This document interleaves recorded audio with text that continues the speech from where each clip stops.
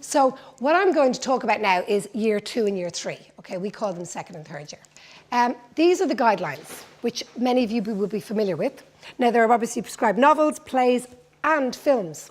Now, in book 2, in our book, we have tried to work with the teacher, because we're very aware that as an English teacher in second and third year, you're not just working with a textbook, you're working with the novel and you're working with this and you're working with that. So I'll explain kind of how we, as our little mini department, decided how I would plan for second and third year. There's drama, 2 drama texts, and we'll talk about that in a moment. But essentially, I think what my first question was, 2 drama texts? Really? The rule is that they must do, at a higher level, one of those texts must be Shakespeare from a prescribed list.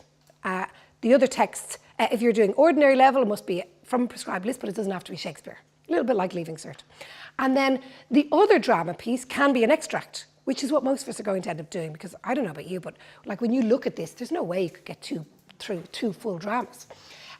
We've got our non-literary texts, including texts in oral format. Oral is, it's an overarching theme, which is around oral, listening, speaking, etc. And they're treated in a way, like as a French teacher, they're treated in a similar way that we would teach a modern foreign language, where they are doing the listening and the speaking, and their speaking is informed by their listening to good models. We've got the minimum of 16 poems, so that's slightly new. We've got a minimum number. They are not prescribed poetry. You can still go back to your old favourites, which is good. Then we've got a film from the prescribed list, as I mentioned, and then you've got a number of short stories.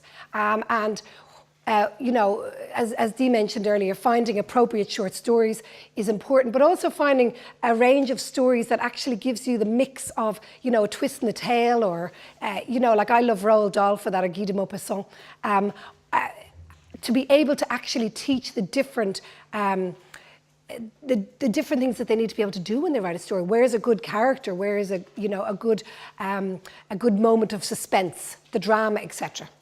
So this is what a range of text looks like.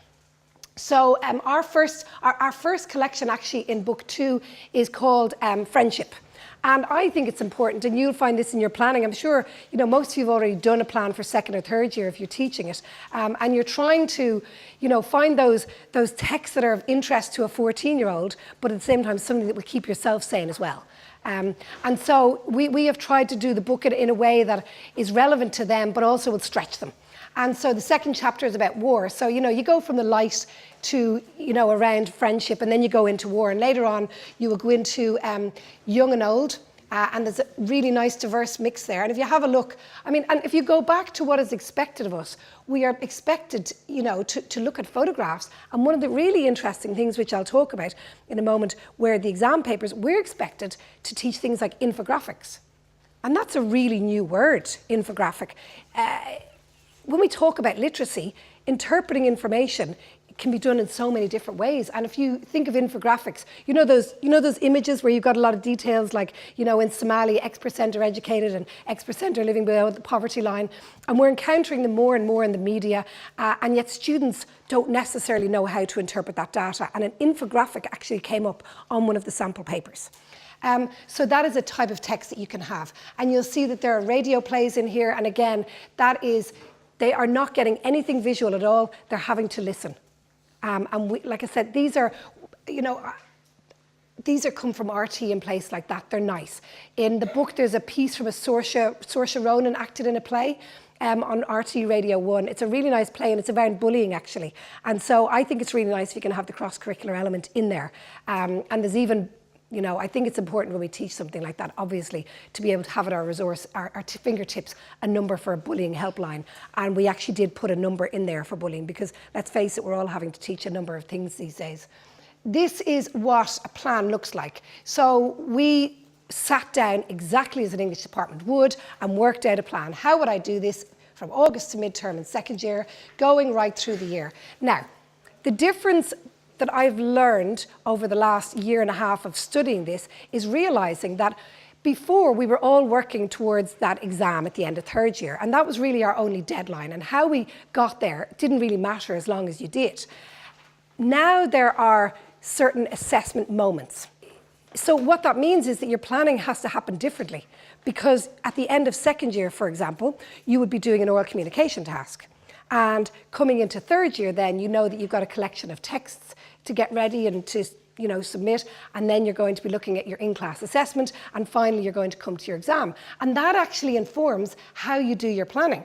So that's going to inform your planning in second year. So for example, if you look there in Easter to summer, this is the preparation period leading up to CBA 1. So that's different. That's something that we as English teachers have never had to think about before. It's more like a French teacher having to think, well, they do the oral exam in March or April of 6th year, so I really need to focus on oral work. However, like a French teacher, you would never dream of suddenly getting to Christmas and going, well, I think I'll do a bit of oral work now and let's see if we can bang that out in the next 2 months, right? So what I think is important, and having worked on an area which I really love, which is, oral literacy resources, it's very important to build those in. Now, that's not to say we haven't been doing it. Who hasn't sat in their class and said, let's introduce ourselves to one another at the beginning of first year.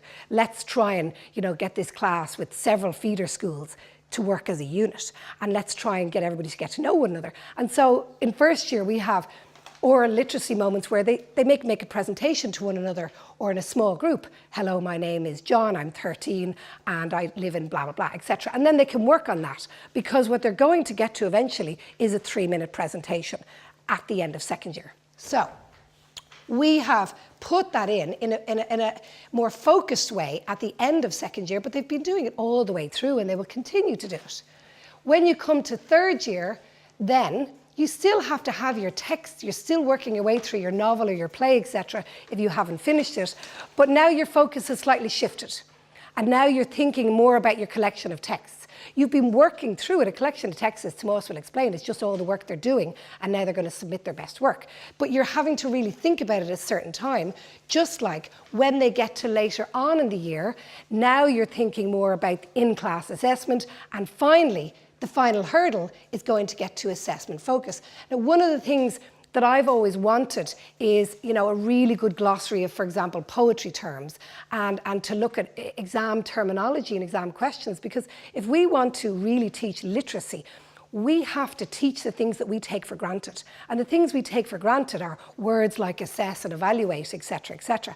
We also have to teach students how to read meaning. And so I was, really excited to be able to actually make a good poetry glossary and to look at how to actually do yourself justice in an exam in the best possible way.